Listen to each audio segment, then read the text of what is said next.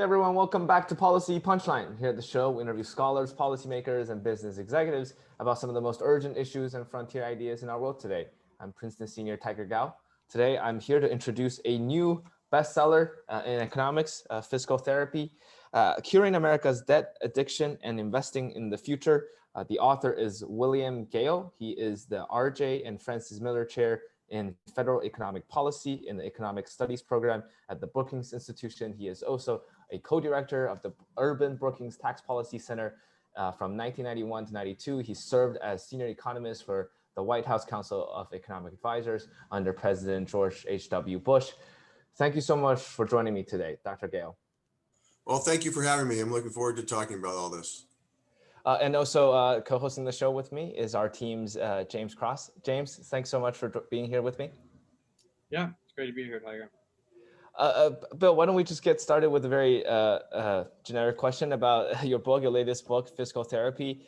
Can you give our listeners a very brief summary of the central arguments you make about the urgency of the debt crisis and also some of the potential policy solutions you propose? Sure. There are two tricky things about the simple message. One is it's really two problems, not one. And the other one is it's not a crisis, but it is a problem. So let me take those in turn. The two problems are first, the rise in debt that we're facing over the next 20, 30, 50 years. And that's basically built into the budget as spending is just permanently higher than taxes right now and is projected to continue that way. The second part of the problem, though, is what we're spending the money on, the way we're raising the taxes. In the same way that, if a household gets a mortgage and buys a house with it, and that's a responsible use of debt usually. If we were using the increased debt and deficits to make investments in the future, that would be okay. But instead, we're using them to make transfer payments. We're not investing in the future. So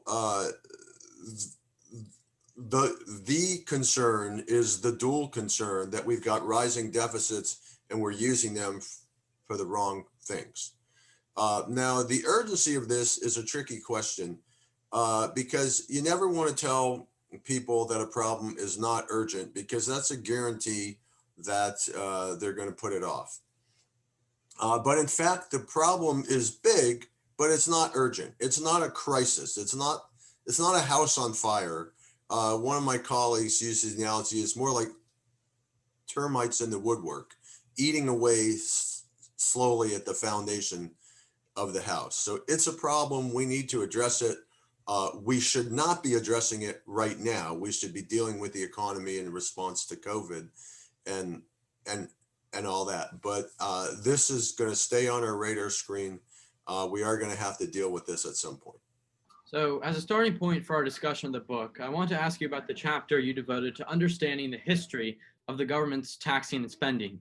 Can you briefly discuss historical levels of debt to GDP, budget deficits, and what lessons that history might have for us today, perhaps looking specifically at periods when we had a surplus? Sure, you could divide U.S. fiscal history in sort of two categories, before Ronald Reagan and after Ronald Reagan. Before Reagan, we only had deficits, big debt, if we had wars or depressions. And as soon as those were over, we got the fiscal house back in order, we got debt back down again, and it stayed low. And this pattern repeated itself: the Revolutionary War, the War of 1812, the Civil War, the two World Wars, the Depression, etc. Reagan came into power in 1981 and started raising deficits during a peacetime strong economy. And that was a first in the history of the United States. Policymakers didn't like that. They corralled the debt back in a series of bipartisan agreements in the late 80s and 90s. By the end of the 90s, we had surpluses. And believe it or not, Alan Greenspan went to Congress and told them they had to cut taxes in 2001 because if they didn't, the US would run out of debt. Okay, he literally said that, and the projection said that we would hit zero publicly available federal debt in about 2007. Well, obviously, we are a can-do country, and we solved that problem. We will never face that problem again. Instead, the debt rose because of George Bush's tax cuts and Medicare Part D and the wars in Iraq and Afghanistan and so on. Then the financial crisis hit, debt rose some more. Then, as I mentioned, we have these deficits kind of baked into the cake in the budget. The debt rose some more. Then the coronavirus pandemic hit and the debt rose even more. So now we're almost at our highest level in history. And I think with the bill that just passed yesterday or today, I'm not sure when it actually passed, but with that bill, I think we will head over the threshold of 106% of GDP, which was the highest level we'd ever had in history. Now that itself is not so bad. The concern is that going forward, that number is just going to get bigger and bigger because right now revenues are quite low. They're much lower than they were under Ronald Reagan, and spending is higher, in large part because of Social Security, Medicare, Medicaid. And over time, those trends are going to continue, and the debt to GDP ratio is going to continue to rise. So I know it's sort of a hackneyed expression, but this time is different. And the reason is we've got this steadily rising debt to GDP ratio, even in peacetime, even assuming the economy is strong, and even assuming that interest rates stay low. So that's the nature of the issue.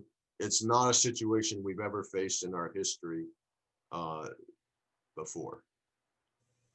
Yeah, and that's definitely helpful to sort of get the historical context moving into today. And I just want to clarify for our listeners, because sometimes we release these not when they were recorded, is that this is the $900 billion. We're talking about the $900 billion stimulus package. Tiger tells me to say it's December 22nd. And so that's what's happening today, where it's the omnibus spending bill and attached to it the code relief package. And I just wanted to ask, you spoken about both just now and in the book, just the way that these we have these built-in bias towards deficit spending. There are certain expenditures in the budget that no matter what we do, it's not like we're adding exorbitant additional expenditures. These are built-in items in the budget that are going to cause us to spend more than we tax. And you talked about Medicare, Social Security, these programs that are very, that are politically pretty much, you can't remove them politically. It's very difficult to generate the capital for that on the Hill or in administration. So you could talk a little bit about how we can address those in an environment that does not want to cut these entitlement programs that sort of set us at a disadvantage when we're trying to reduce debt? Sure. There are two types of spending programs, mandatory and discretionary. Mandatory programs are things like Social Security, Medicare, Medicaid, food stamps, where if you meet the criterion for eligibility, you are entitled to claim the benefits. So sometimes they're called entitlements. Discretionary spending is spending that's authorized every year by Congress. Mandatory spending, in contrast, keeps going unless the law changes. Discretionary spending is authorized each year. So that's the military, education, transportation, stuff like that. The criminal justice, the federal criminal justice system.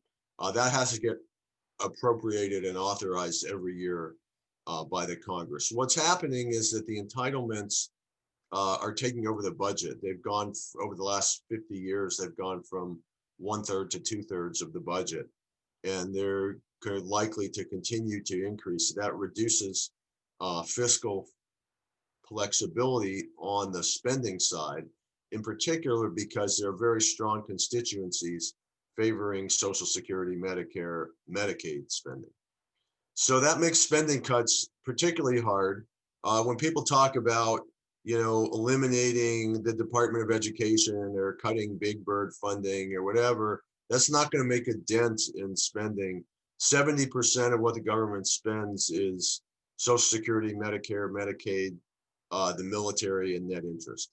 And for a variety of reasons, all those things are hard to cut. So that takes us to the tax side, where I think there is plenty of room to raise taxes. Taxes, as I mentioned a second ago, are at a fairly low levels, lower than they were even when Reagan was in office.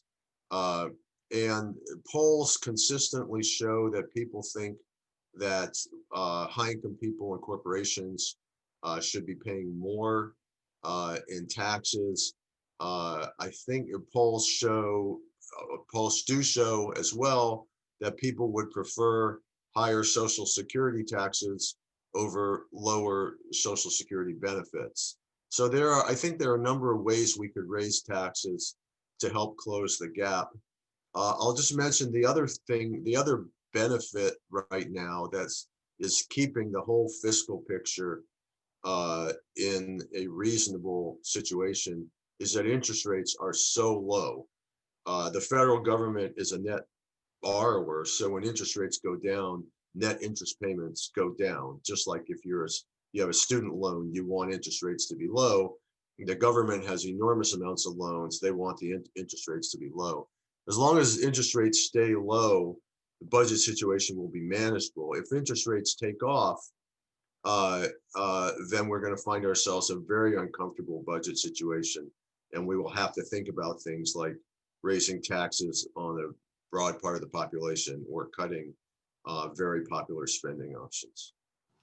So Bill, you just talked about, at first half of your response, you explained how governments work. You were saying how Americans routinely mistake the relative size of controversial budget items from salaries we pay members of Congress to the subsidies we allowed for public television, and you mistaken these as the actual, as if we slash them, we can solve the debt crisis. We actually couldn't, because the bulk of it is Social Security, Medicaid, Medicare. And in the second part of your response, you were explaining parts of how taxes work. I guess going back to first principles, would you mind just telling us a little bit more about how the U.S. federal government actually accumulates debt? Whenever we say that the federal deficit goes up, what does it actually mean? Because in your book, you actually clarify that what is shown on the national debt clock on Manhattan is the gross debt, and that does not actually have economic significance. There are other metrics that you should worry about. Yeah, that's a bugaboo of mine. The debt clock shows the gross debt, and that's not really the relevant figure. I will say the federal government is the most complicated financial institution in the world. And so any effort to pick out a single number that describes the entirety of federal finances is likely to fall short. And I can tell you some problem with any particular number you chose. But the number that I like to use is the net debt, which is the debt owed to the public. The gross debt includes money that parts of the government owes to other parts of the government. It's like if your left pocket borrowed money from your right pocket, that would count as gross debt, but it obviously doesn't change your overall fiscal position. That's kind of what the difference between gross debt and net debt is. So I prefer net debt. That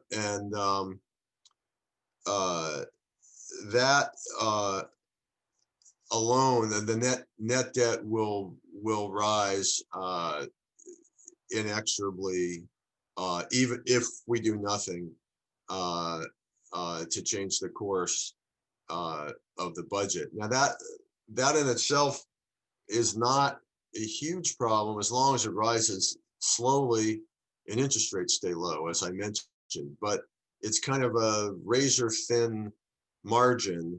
Right now, interest rates are low. The Fed says they're going to keep them low for the next several years. And that's good. But we're talking about a 30-year horizon, a 50-year horizon. And nobody knows what interest rates are going to be that far out in the future. So Bill, you're essentially saying the common, I guess, metric we equation economists use is R and G. R is the interest rate, G is the growth rate of the economy. And if R is smaller than G, that means the interest rate, the interest payments you pay is always going to be smaller than the growth rate of the economy. So it's almost like a Ponzi scheme because you can keep incurring debt and simply pay them off because of the growth of the economy. But you're saying it's not a Ponzi scheme if the interest rate stays below the growth rate. It is, the interest rate, that is,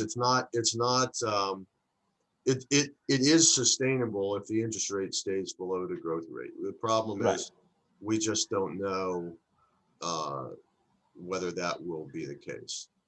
I see. Now, that comes back to this notion of how we deal with Social Security and Medicare. It may well be, so Medicare trust fund is exhausted in 2026, Social Security around 2034. Historically, those programs have paid for themselves out of earmarked taxes. It may well be, though, that there's no appetite to raise taxes at those times. And if interest rates are really low, it may well be that the government borrows money, which is essentially the same thing as using general revenues to finance those entitlements. I'm not particularly recommending that, but in the current environment, I could see that happening.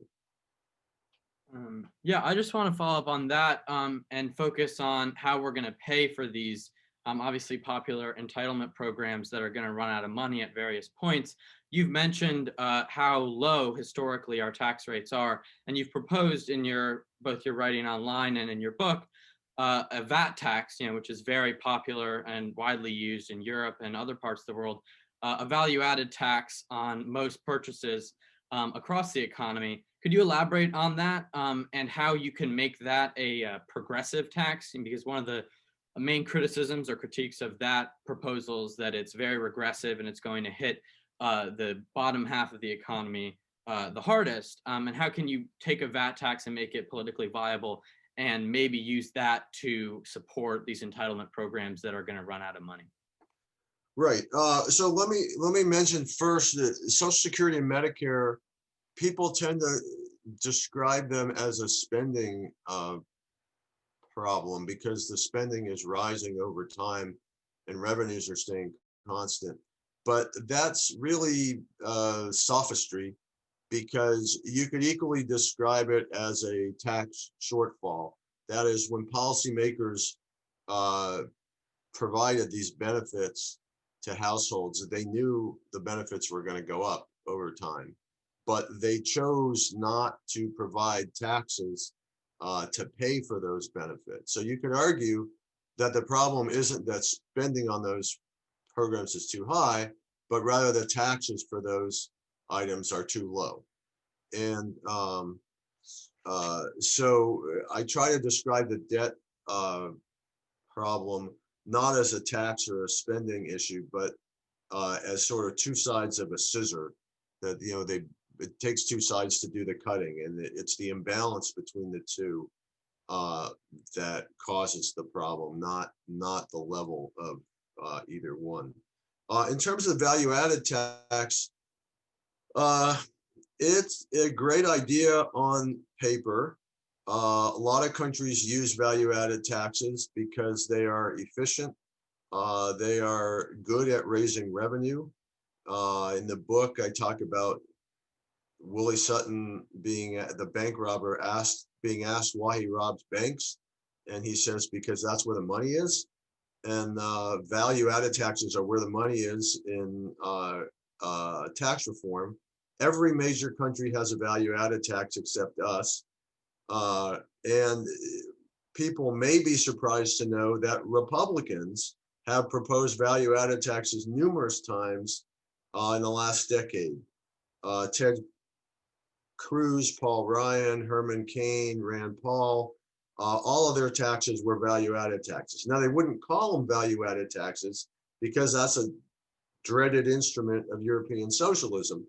But what they were proposing was functionally a value-added tax. Now, the problem well, they wanted to use the value-added tax to replace the corporate tax. A lot of liberals who have looked at it want to use the value-added tax to say provide health insurance or to pay for universal health insurance. What I proposed was a value-added tax as a way to raise revenue in an efficient manner. The concern with that is that the value-added tax, which is a consumption tax, hits the poor harder than the rich. That's a valid concern. So I propose that it be coupled with a universal basic income set at 2 times the poverty line. The combination of a 10% VAT and a universal basic income set at 2% of the poverty line would help significantly households in the bottom 2/5 of the income distribution. It'd basically be a wash for households in the middle fifth, and it would impose all the net tax burdens on households in the top 2/5 of the income distribution. So it would be a very progressive tax and an efficient tax that could be used to raise revenue. There would be significant amount of revenue left over to address other needs after paying the universal basic income. So I think it has possibilities. The famous quip about the value-added tax is from Larry Summers in the 1980s, who said that America doesn't have one because liberals think it's regressive and conservatives think it's a money machine that would fund a lot of government. And he said we would get a value-added tax when liberals realize it's a money machine and conservatives realize it's regressive.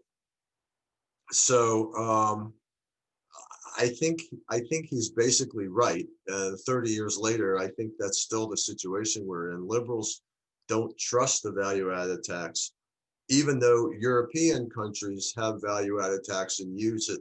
If you look at their system versus ours, the big differences on the tax side is the value-added tax.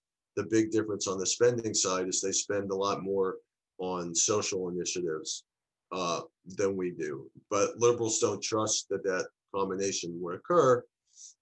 Conservatives don't trust that the value-added tax wouldn't raise the size of government. So even though they acknowledge it's an efficient tax. So we face some obstacles here in the US, but I still think it's a good idea. That's very helpful, especially for understanding for an American audience who might not understand. I think if you ever go to Europe, you can see when you go to the store, the value-added tax is very salient, very clear. In the US, it's a less familiar concept. To pivot to another tax proposal, I think shares some similarities with the value-added tax, a carbon tax, and you mentioned this in your book as well, which is going to hopefully address 2 long-term issues that have problems in terms of political viability in solving them. It's unpopular to reduce the debt, and it's unpopular to impose restrictions that are going to hinder our economy in the short term and solve climate change in the long term. So to talk about the carbon tax, economists have long promoted it as a government measure to recognize the externalities of carbon emissions and accurately price its production. So it's the simplest way to reduce carbon emissions. And economists would say, you tax it, they're going to do less of it. But the current calls for action on climate change suggest that increases in spending on energy infrastructure, refurbishing existing infrastructure to make it climate friendly, rather than increases in taxation. We've seen this with sort of the Biden-Harris proposal, is that they're going to spend a lot of money and create jobs on infrastructure rather than imposing a carbon tax. What do you think about large-scale climate infrastructure investments, and do you see them as a competitor or a complement to carbon tax proposals like yours? And I would add, just to pivot off the VAT tax, what similarities do you see in those 2 tax proposals, and how could they work hand in hand in making sure that both of them, when imposed, would be progressive rather than hitting the poorest the hardest? Okay, great questions. The comparison is pretty simple. The VAT is a tax on overall consumption. The carbon tax is a tax on consumption of carbon. So the incidence would be about the same across income groups, but it would only apply to the consumption of carbon as opposed to all consumption. I think a carbon tax is a very good idea, bordering on a no-brainer. I think these other ideas about investing in infrastructure, investing in alternative energy are good ideas too. I view them as complements, but I think it's important that a carbon tax be part of the package because it will send the right signals to the market, to consumers and producers in the market, that using dirty energy creates externalities. And that seems to me to be the basis of getting environmental policy right. So I'm all in favor of the spending initiatives as well, but I don't think of them as a substitute for the carbon tax. Indeed, the carbon tax could finance those initiatives. A colleague of mine at the Tax Policy Center, Donald Marin, has done work that show that people actually favor using the carbon tax revenues in that manner. Bill, I guess one interesting observation we see in today's political gridlock is that there's no bipartisan consensus a lot of times on issues. So for example, on issues of climate change or carbon tax seems to me to be something that the Republicans should be advocating for because it's fiscally prudent, it's pro-deregulation, it's pro-free markets, whatever. It's part of that conservative philosophy. But even that, they are reluctant to stand behind a carbon tax, which would have certainly satisfied a lot of those ideals. So I would love to hear your thoughts. Does that reveal some kind of weakness in the way that public finance debates or taxation debates are being talked about in the current political discourse, such that there's just no bipartisan consensus on issues of VAT or carbon tax, even though these are clearly satisfying both sides' demands?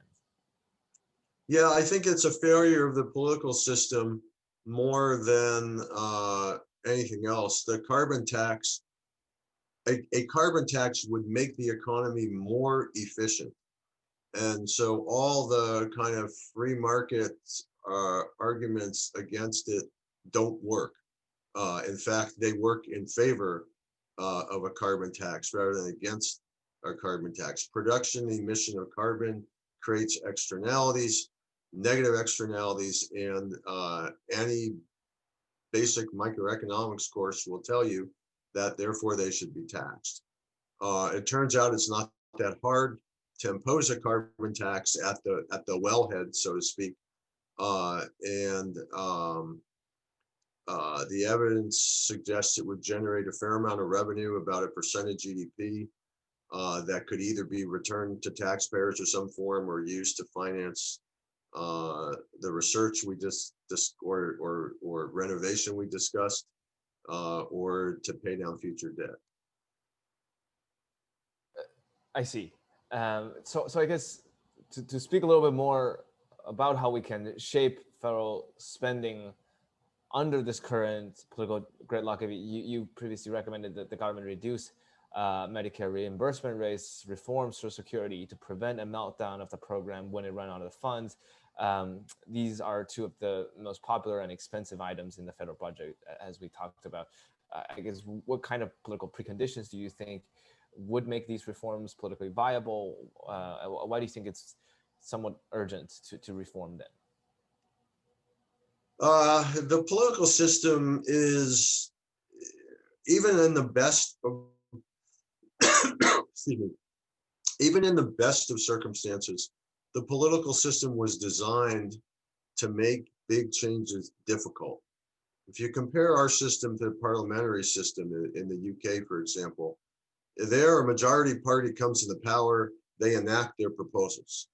Here, you have to pass the House, you have to pass the Senate, you have to get the president to sign it, you have to get, so on. There are lots of obstacles. There are lots of points where stuff can be undone, especially when you have split power. So layer on top of that the partisanship and frankly nonsense that has been going on I think in particular in the Republican Party the last couple of years. And it makes it almost impossible to enact constructive public policy. Hopefully that will change as President Trump leaves office and President Biden comes in. But I feel like the last few years have been kind of a global low point in terms of things like respect for logic, respect for evidence, respect for the truth, and so on. So hopefully the country has learned from that and we're ready to move on. But I don't have any magic wand to wave over the political system to make it work. Yeah, I think across the aisle, everyone, and I think the most recent COVID bill negotiations have demonstrated this, that the gridlock in Congress is unacceptable in a lot of ways, and their inefficiencies have become quite visible recently. I want to talk specifically about the Republican Party and the Democrats today. So the Republican Party is a party of tax cuts. The Democrats, party of tax increases, particularly on the wealthy. This is the way a lot of politicians and a lot of the public sees the two parties. But I think such a binary understanding of tax policy can be flawed. How do you recommend that everyday Americans go about the effort of understanding the taxes they're paying or not paying, and the economics lingo that they may not understand in the context of a very polarized and divided Congress and national discourse at large? How can they understand the different positions of the two parties on tax policy specifically? That's a great question. I think that the Republicans, when they have been in control of all three branches, or all three, the two houses in the White House, have both cut taxes and raised spending. The Democrats under Clinton, Obama, and now in the next few weeks, Biden, have basically had to come in and clean up messes that were left for them. And Clinton did raise taxes and cut spending. Obama faced the financial crisis and responded to that. But other than that, had fairly conservative fiscal policy, and we'll see what Biden does. But it's not. You ask a hard question. I'm not sure I can give a really simple answer about what each party thinks. The general tendency, I will say, over the last 50, 60 years is that when one party controls the House, the Senate, and the White House at the same time, deficits go up. All right, you think anything from like Kennedy Johnson had a tax cut in the Great Society, Bush and his Congress cut taxes and raised military and domestic spending. Obama did the same thing in the first 2 years. Trump did the same thing in the first 2 years. The one exception was Clinton, who actually raised taxes in the first 2 years, even though he had a Democratic Congress. Bill, perhaps we can shift a little bit about looking forward, since you brought up President-elect Biden, and he obviously, at least for now, we don't know how the Georgia Senate runoff would turn out. He doesn't have a blue wave. He doesn't have full control of the houses, but he has personally promised to raise back taxes on the first day of his administration. He has previously promised that. He has said that he will bring back the capital gains tax, bring back the corporate taxes, raise them back to the pre-Trump rates. Do you see that happening, especially given the nascent economic recovery in light of COVID? A lot of people are saying that you cannot raise taxes, at least not in the short term, simply because of all the challenges posed by COVID. We're in a, I don't know if we're technically in a recession right now, but the economy is operating well below capacity.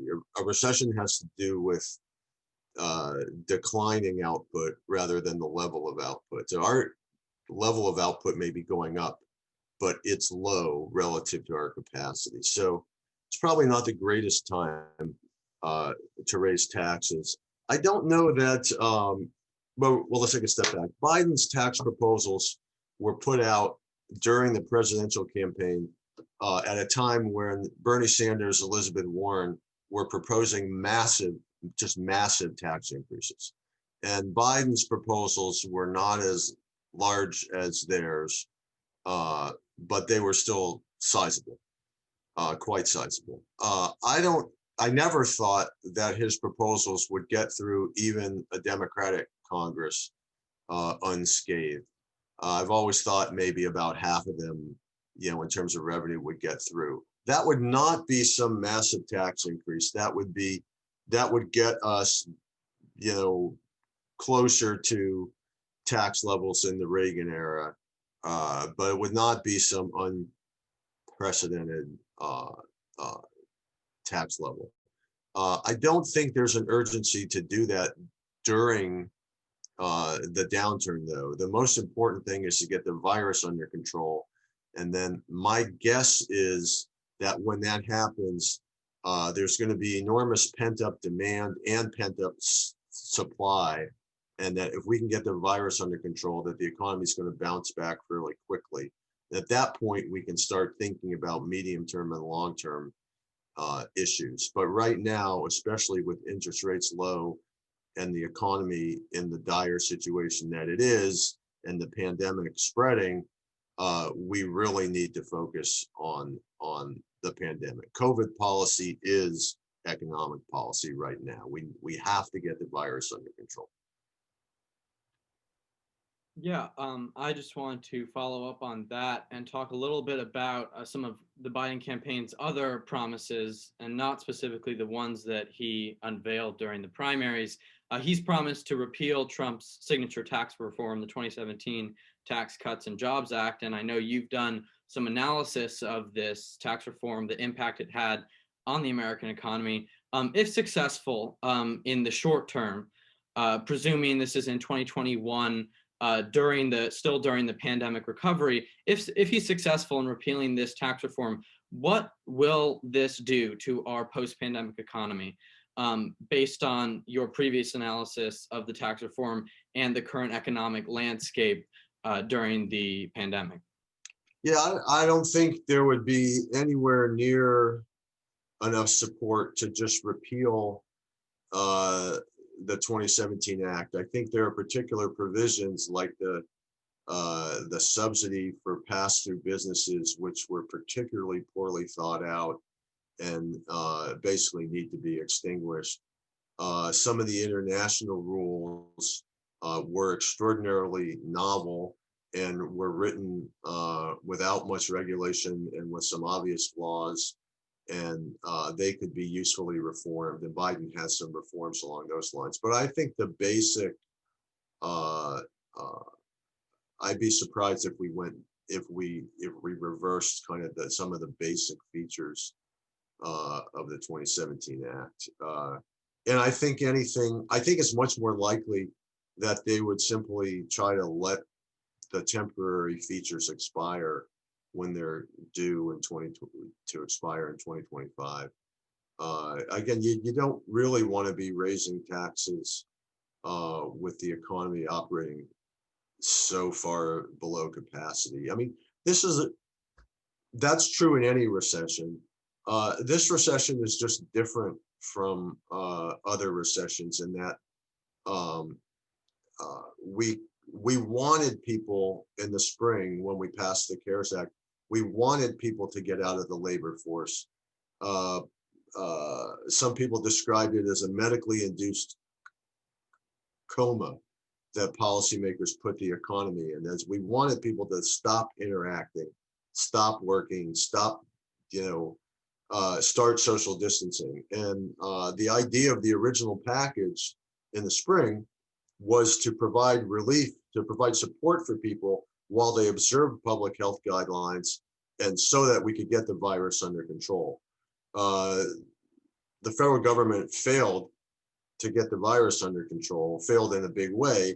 And so now we're doing the same relief package again. They're not quite as large, but the same issues arise 9 months later, and we're still trying to get the virus under control. But that has to be, until that happens, it needs to remain the top focus of government policy. Bill, would you mind telling us a little bit more about the $900 billion fiscal relief bill that was just passed yesterday, where I guess your projection of how this round of fiscal stimulus would impact our deficit down the road? Sure. It turns out they passed several bills. And as James mentioned, it was only yesterday they passed it, 5,600 pages. So we're still learning about a variety of provisions in it. But the bills do a remarkable amount of things. There's an omnibus budget resolution that keeps agencies open for the rest of the fiscal year. There are a bunch of climate change provisions in it, which were a surprise to me. There are tax expenditures. They dealt with surprise medical billing, which also surprised me. In terms of the narrow relief bill itself, it's a big, messy bill. There's some good stuff. There's some bad stuff. Basically, I feel like it's too little, too late. Yes, $900 billion is a lot of money. It's bigger than almost any other relief package we've had in our history, but it's small compared to what they could have done and could usefully have done. And then the timing is, they could have done this in August. Even McConnell, who was a big source of the delay, says that this could have been passed earlier. So the good things are the unemployment insurance extension, the renewal of per person payments, the new paycheck loan program. There was a boost in food stamps and electronic benefit transfers for kids to get food. And there was an extension of the rental eviction moratorium. Those are all good. Probably the worst aspect of the bill was there's no aid for state and local governments in here. And let me pause on that and explain. This is a problem for both humanitarian and economic reasons. The humanitarian issue is that most of the services that people get from government come from state and local governments, not from the federal government. The economic issue is that state and local governments have balanced budget rules. So when the economy turns down in a recession, state revenues fall, which means states either have to raise tax rates or cut spending during the recession, right? That's exactly the wrong response that you would like from a macro perspective, right? You don't want them creating a drag on the economy. So if the federal government supported the states, they would avoid that drag on the economy. But for political reasons, the Republicans opposed this and kept it out of the bill. There are some other issues like making the expenses that the PPP covered, making those expenses deductible for firms, which is just double dipping basically. And there was this almost ridiculous provision to make 100% of business meals deductible. If you think about it, making business meals deductible in normal times is questionable policy because people have to eat anyway, and arguing that this was a business meal rather than just a regular personal consumption is an iffy thing. But during a pandemic, making business meal totally deductible is a really dumb idea, both for the economic reason I mentioned, but also because the last thing we want to do is subsidize people gathering together closely to each other and taking their masks off. So like during a pandemic, this is just a particularly dumb policy to implement. So, there's some good stuff in the bill. There's some bad stuff in the bill. You expect that with a $900 billion package. They certainly left a big agenda for next year, but I do want to emphasize that there were some good things done here, and some relief is better than no relief for the tens of millions of households that are struggling. Bill, I'm glad you brought up the implication of COVID-19 for state and local public finances. And you mentioned how obviously states need to have balanced budgets, and state couldn't issue their own currency and print their own money. So they're bounded by certain limitations. I still remember during the summer, Jeff Clemens of UC San Diego and Stan Voiger of American Enterprise Institute wrote this paper about how the Congressional Budget Office would lead a shortfall of roughly $106 billion in state sales and income tax revenues for the 2021 fiscal year. That's equivalent to 0.5% of GDP and 11.5% of our pre-COVID sales and income tax projections. And there are some very significant shortfalls in state level tax revenues. I guess to address that issue, I guess going forward, there's a lot of criticism of people saying, oh, everything is big packages in this big bail. They're bailing out cities and poorly managed cities, poorly managed public finances and local governments. That shouldn't happen. So would you mind just giving us a little bit more detail into this kind of, whether you call it bailout or relief for state and local governments in COVID? Sure, it's a great question. I think that the notion, no one was seriously proposing bailing out states that, due to their inappropriate fiscal policy in the past. There are states that have that problem, and they're being left to deal with it. The issue is that the recession that COVID created and the medically induced coma in which policymakers placed the economy caused states to lose revenues. That was through no fault of the states, right? And you don't want to leave the states to have to cut spending during a recession to make up for that. It's as if, the Japanese bombed Pearl Harbor and Roosevelt said, okay, each of the states needs to get their own army and their own air force together to respond to this national threat. COVID was a national threat. It came from overseas. It's perfectly appropriate for the federal government to step in and help the states deal with that problem. The argument that they were bailing out blue states was just I forget, a red flag. Is that the expression? It's just that was never the issue. A straw man argument. Yeah, I just putting aside the straw man of Republicans' arguments against the blue state bailout. What happened on the state level is that we have the opposite, like you're saying, the opposite of an automatic stabilizer, assuming that the state budget has to stay the same. It's the opposite of what you want. In the automatic stabilizers, during a recession, we automatically increase spending through welfare benefits and unemployment benefits, and we automatically decrease taxation through lowered income taxes during a recession. And obviously that's assuming the state has to have a balanced budget. That's the opposite of what's going to happen on the state level. Now, on the federal level, what we've seen is the federal level and the federal government intervening to supplement those unemployment benefits. In the most recent round, they've done this sort of automatic stabilization through an additional $300 in unemployment benefits. Some have argued that this is going to provide a disincentive to work, that the additional $600 back in the summer, that provided a disincentive to work for lower class, people in the bottom half of the income spectrum. Do you think there's any merit to the argument that additional unemployment benefits are going to disincentivize work and slow down a recovery? And if there is any disincentive that's going to depress the employment rate, does that actually have an important impact on broader economic recovery if it's just unemployment benefits in the short term?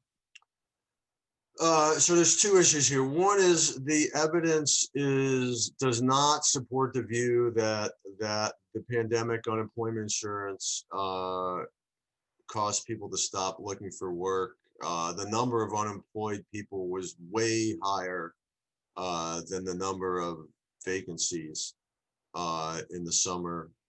The second comes back to this issue about this recession being different than other recessions and the difference between relief and stimulus. Relief is what we pay people so that they stay out of the labor force and observe the social distancing and the public health guidelines so that we can get the virus under control and then get the economy back going. Stimulus is what you do when you want to get people working again. Right now, I think what we need is relief. We need to keep people essentially away from each other while we solve the virus, while we resolve the issues that the virus is creating, get the virus under control. Once we do that, then to me, it makes sense to shift to stimulus, but I'm not sure we'll need stimulus at that point. As I mentioned earlier, I think the pent-up supply and demand will be so big that people will come back to, people will want to go out to restaurants, they'll want to travel, they'll want to go to the movies, and that demand will cause firms to hire people and get people back in the labor force. So I can't emphasize enough that what we need to do right now is get people out of the way and get the virus under control. And once we do that, the sky's the limit. Yeah, that's really interesting. In one of our questions, we had a different, so I think it was from Apollo Group, their projections about how we're going to reach the economic levels of output that we had before the pandemic. And they were suggesting that we would need, after a round of relief, I think this graph is down on page 7, that after the pandemic and after we pass relief bills that are going to discourage people from working when they don't have to, that after that, we would need additional stimulus in the neighborhood of $2 to $3 trillion to actually hit our pre-pandemic levels of output. And you're saying that we can hope to reach those pre-pandemic levels of output, reach full unemployment with this pent-up demand that we're going to have. We don't need additional government stimulus on the same scale as the CARES Act or the $900 billion of relief and stimulus joint packages that we've seen so far. I'm not quite saying that. I'm saying that I think that there will be this very natural, significant boost in economic activity if we can get the virus under control. Whether that boost is significant enough to get us all the way back to where we were before, I don't know, and probably not. But it could get us a long way there. I mean, just do the thought experiment. If the virus disappeared today, right, and people could go back doing what they were doing, and I think there definitely will be some changes in the world. Like I'm not going into the office 5 days a week ever again, but there would be an enormous burst of economic activity if the virus were suddenly eradicated, right? And so I'm not saying we won't need stimulus at that point, but I'm saying that there will be this, in my view, there will be this significant increase in economic activity because people are holding back so much under current circumstances, as they should be.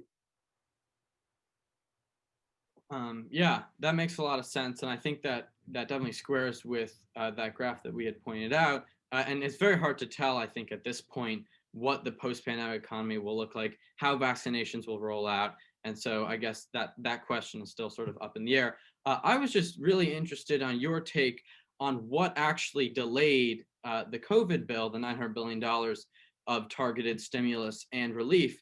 And it didn't have to do with state and local aid, and didn't have to do with, what the Republicans wanted, which was corporate protections for liability protection for corporations.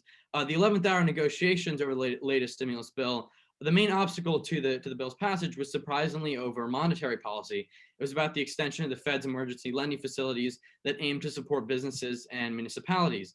Senator Pat Toomey from Pennsylvania ultimately prevailed and prevented the replication of these Fed facilities. Do you think the funding from the Treasury that backstop the Fed, the Fed lending facilities, would be better spent on other programs, as the senator argued? And what do you think about the Fed creeping into direct corporate relief, a form of economic aid that has been typically reserved for fiscal policy when you look back at the financial crisis and historically during this crisis, the Fed sort of moving into corporate aid directly? What do you think about that? And what do you think about the difference between monetary tools and fiscal tools that the government has right now? I think for much of the year, the Fed acted like the adults in the room and did what it thought was necessary to do because Congress was stalling. Why Congress was stalling, I think, has to do with the politics of the election and the administration, and I can't give you a detailed answer, but I can say the Fed has been incredibly proactive and creative in, as far as I can tell, averting financial disaster, and they should be thanked for that, not punished.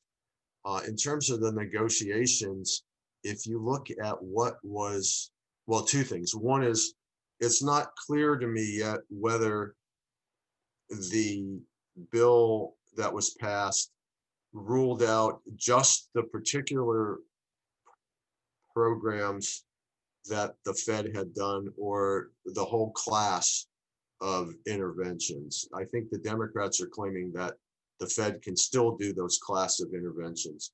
But if you fuzz back from that a little bit and look at what the negotiation's about, it's remarkable to me. The Democrats were pushing for things like aid to state and local governments that would help people acquire more services from the government in a time of need. The Republicans were trying to restrict the government's ability to intervene on behalf of the economy. And I don't know any polite, more subtle way to say that, but the parties really revealed their soul in these negotiations. Bill, I guess James is helping us transitioning to a greater topic, and you said Fed is playing a more active role. So if we take that to the extreme, that would be modern monetary theory, which is something that's been on a lot of people's mind these days, especially with this, I have the book here, The Deficit Myth, Modern Monetary Theory, is written by Stephanie Calden. It's like a bestseller right now. A lot of young people are reading it and saying that don't matter. And balanced budget is a fallacy, and you can simply print your problems away, and the Fed should play a more active role monetizing the debt or issuing newly printed money to fund helpful programs on climate change or alleviate inequality. So what are your general thoughts on modern monetary theory or some of those proposals? So first thing, the Fed is monetizing an enormous amount of the debt right now. The Fed can't literally buy bonds from the Treasury.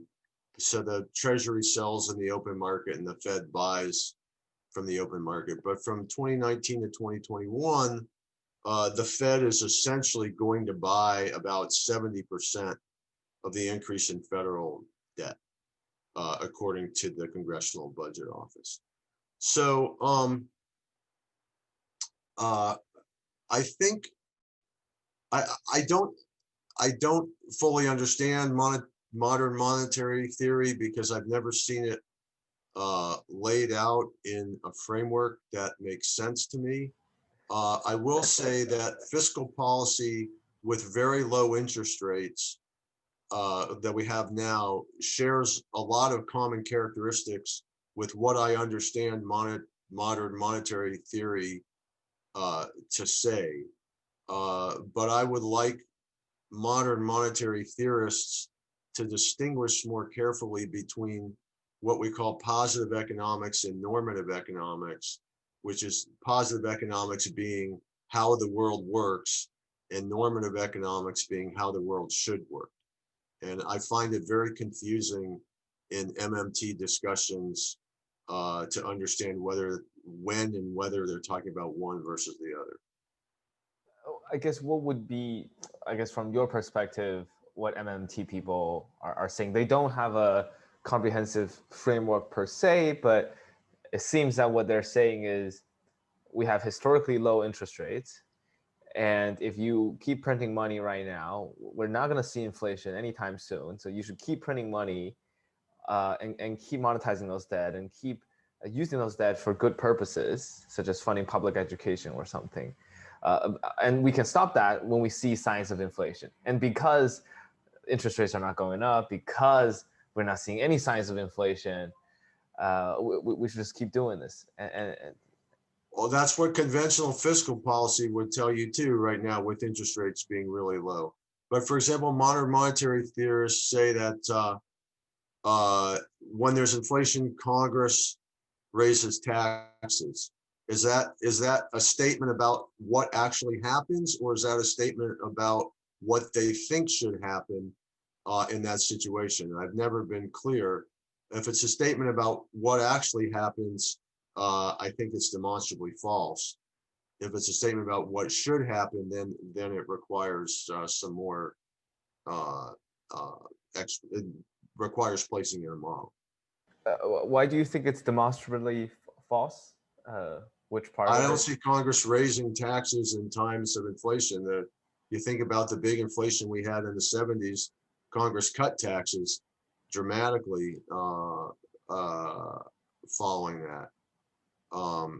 If you look, yeah, I never detected any such pattern. So I see. I think, as I said, I think when interest rates are really low, if you look at stuff like Jason Furman and Larry Summers are talking about right now, it's very similar to what modern monetary theorists are saying, at least for short run policy.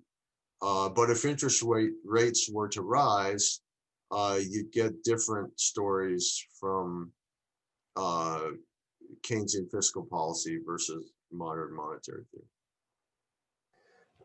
Do you think it almost seems to be the path of least resistance right now? Because I still remember, I think earlier in October, the IMF kind of reversed advice from like a decade ago and said advanced economies do not need to cut public spending or even raise taxes after the pandemic, which was kind of a very different response back in 2010 or 2012 when we had the Greek or Eurozone crises. And back then, even though they were having somewhat of an economic crisis, we were saying they need to engage in austerity, they need to cut down public spending, raise taxes. So do you think that the public discourse, or at least has shifted dramatically because we're somehow not seeing the efficacy of monetary policy, because monetary policy at this point, because the low interest rate is almost out of tool? Do you see the discourse shifting dramatically in policymaking community? I think we've seen enormous success of monetary policy the last decade. I think what's different in the prescription of places like the IMF or conventional economists is the economy is operating way below capacity and interest rates are extremely low. And there are some very obvious social investments, whether it's in children or infrastructure or whatever, that are sitting there on the horizon. And that combination of things suggests we should move more aggressively on fiscal policy. Yeah, I wanted to follow up on that and sort of look into what sort of spending we could do now, taking advantage of these very low interest rates, to do what you say is truly investment spending now on education, on infrastructure, on research, that's actually going to pay off in the future. And do you think we should embark on or pass major spending in those areas and the sort of spending that you talk about in fiscal therapy right now, when we have these low interest rates, that's going to enable us to have those returns in the future with human capital in terms of education, payoffs in terms of infrastructure and research in alternative energies. Do you think we should sort of seize the moment with these very low interest rates and finance that investment with debt right now that's going to have, next to zero interest rates? The short answer is yes. In fiscal therapy, I carved out enough room to spend an additional 1% of GDP per year on a variety of social policy and safety net ideas, in part because the evidence suggests that these things pay off, maybe not completely, but significantly in the long term. And I'm not just talking about education, I'm talking about healthcare interventions for kids, WIC, food programs, etc. So that was then. Now, with the economy facing more need and interest rates even lower, the case is even stronger. So, yes.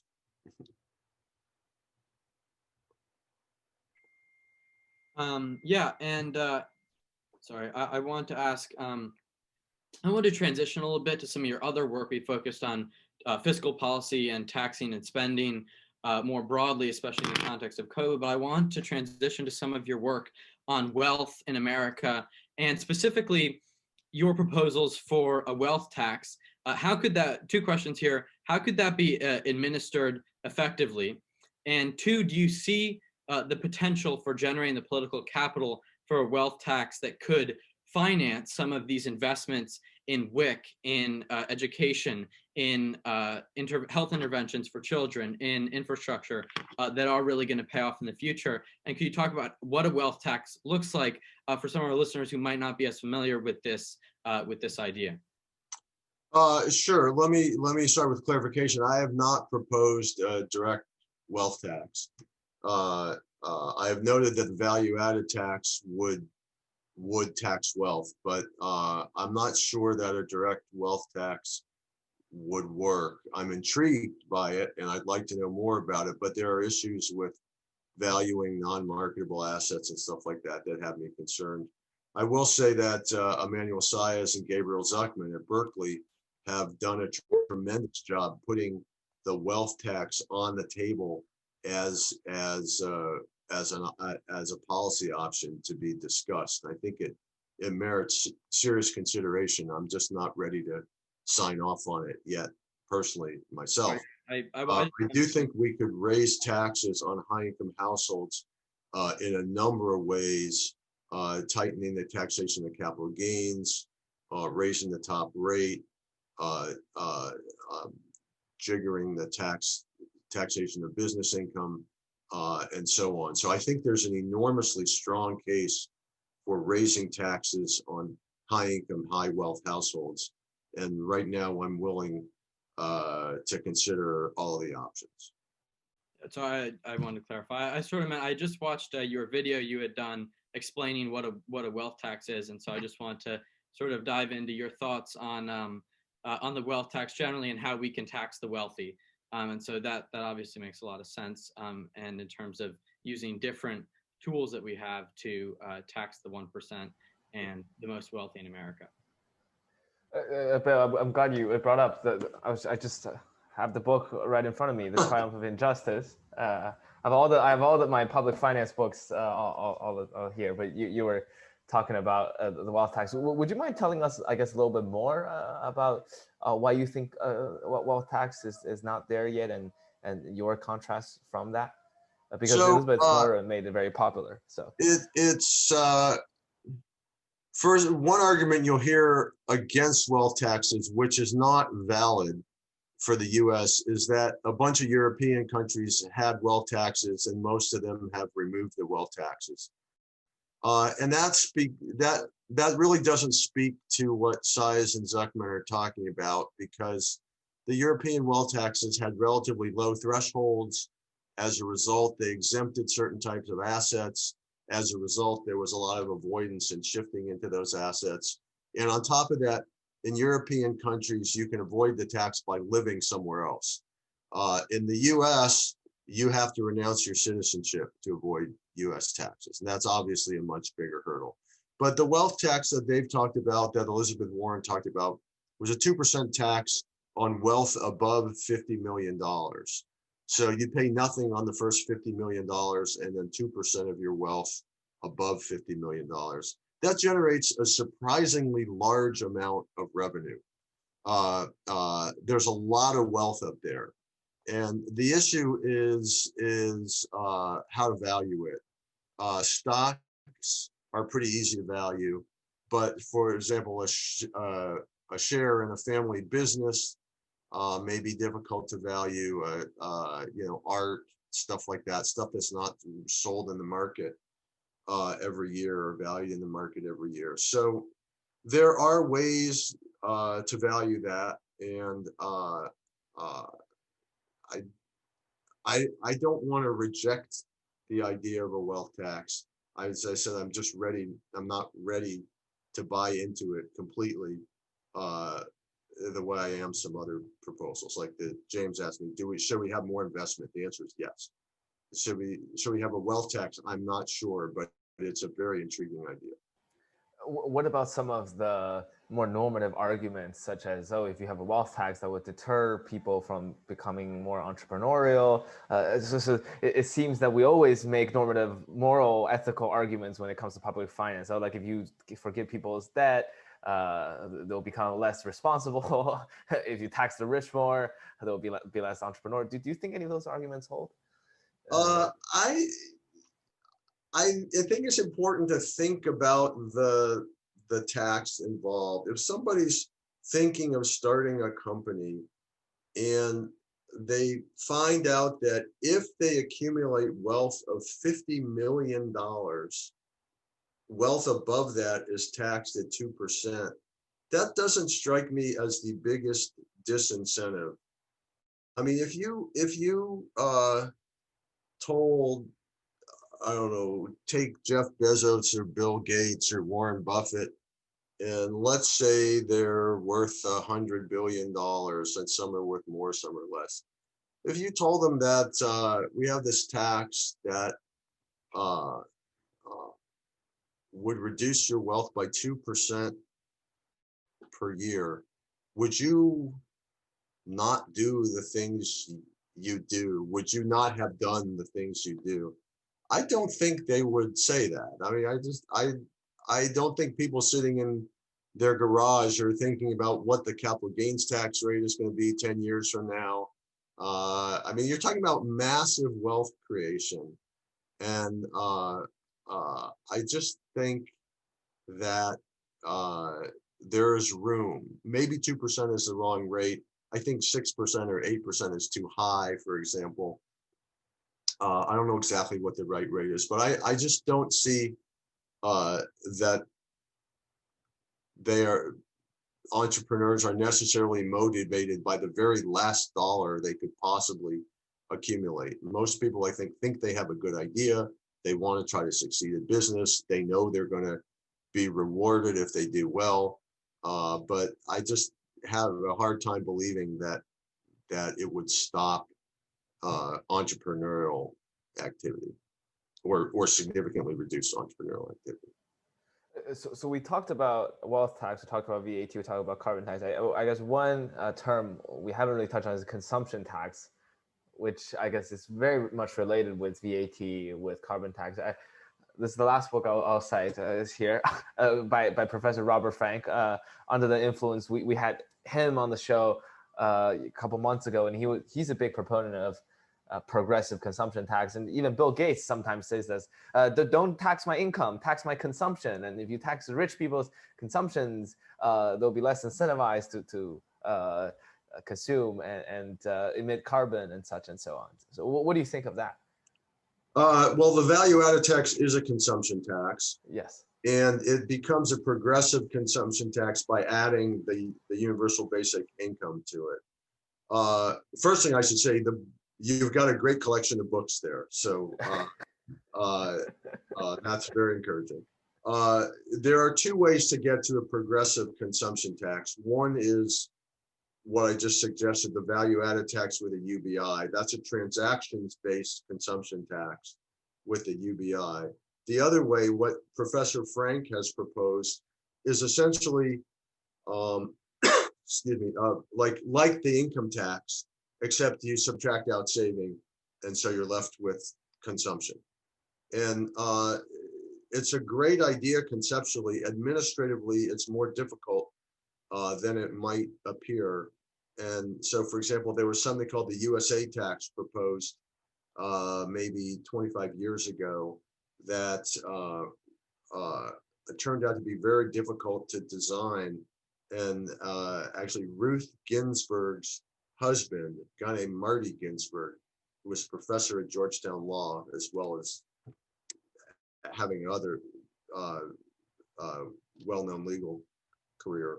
Marty Ginsburg wrote a paper showing essentially how you could utterly game a system like that. And I think that was very influential in the tax world. So most of the time when people propose consumption taxes, they propose transactions-based consumption taxes like the VAT. I just wanted to ask one sort of broader question.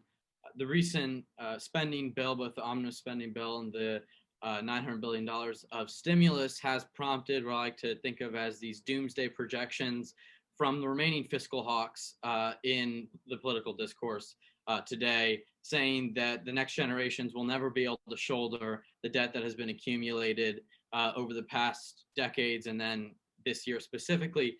Just broadly speaking, I know this is an impossibly broad question, but do you have faith that our generation is going to be able to shoulder the debt burden that we're going to inherit when we, become, the age that we're going to be responsible for this stuff?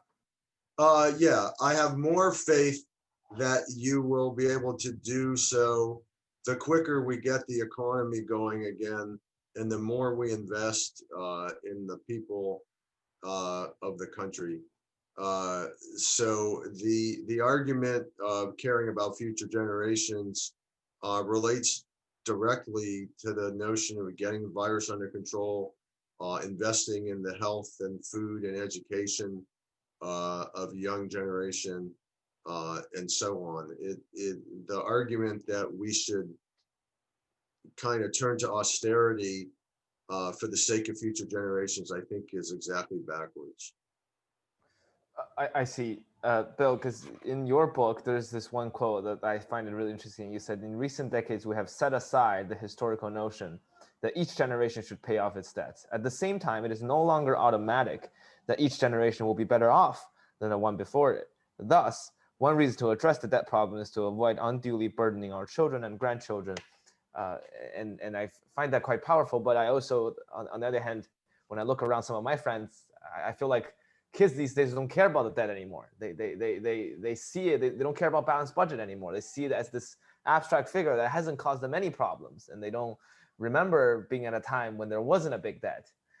So it almost seems that they will be less incentivized to enact such policies and be more in favor of dramatic spending, big government, reducing inequality, such and so on. Well, this is a great question, because the key word in what you read is unduly.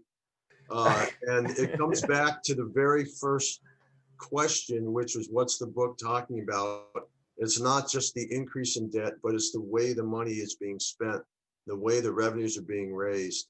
And to put that initial answer in the context of the discussion we're having now, we need to spend the money in the way that will help future generations not just pay off the debt, but live good lives, live prosperous lives. And so it's tempting in the debt discussion to only focus on the cost of policies, but the benefits of policies matter tremendously, and that is how we use the money. If we use the money wisely, we'll make current generations and future generations better off. Bill, we've been going on for a long time, so I guess this is probably the last question I'll ask you before we wrap up, which is, do you see, this is something I've been thinking about, do you see any similarity between something like climate change and something like the deficit problem? I mean, we talked about at the beginning that it's not as urgent, it's probably not the same thing, but another difference I noticed is that it's very hard to ask people to take on individual responsibility when it comes to the deficit, right? It's very hard for people to, it's different from saying you shouldn't drive an SUV around and you should recycle and therefore you don't contribute to the climate change. Whereas it seems very hard for an average person to feel like they are contributing to the deficit problem, or they're helping alleviate the deficit problem. So I guess my slightly philosophical question posed to you here is, do you think we need a mass behavioral or mentality change in the American public in order to generate the political backing and political will in order to get this done? Or do you think it's more like this problem can be easily solved if we simply tax the rich, and we should not lay the political burden on the rest of Americans? The Americans have nothing to do with this. Well, that is a great question that kind of ties in everything we've talked about. I meant to draw the parallels between climate change and fiscal policy when we were talking about climate change earlier. Climate change, has a lot of similarities. It's a long-term concern. It's not evident every day as you walk around. Yet, if you believe the evidence, it's a problem, and we need to do something about it quickly. And I think it's not a question whether we should just tax the rich or whether everyone should pitch in. It's really a question about the relative contributions of different parts of society, whether it's rich, poor, this generation, next generation, etc. And those are political issues. Society in its wisdom has to make those choices.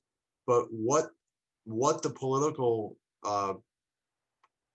process for both of those issues has in common is that the unborn don't have votes.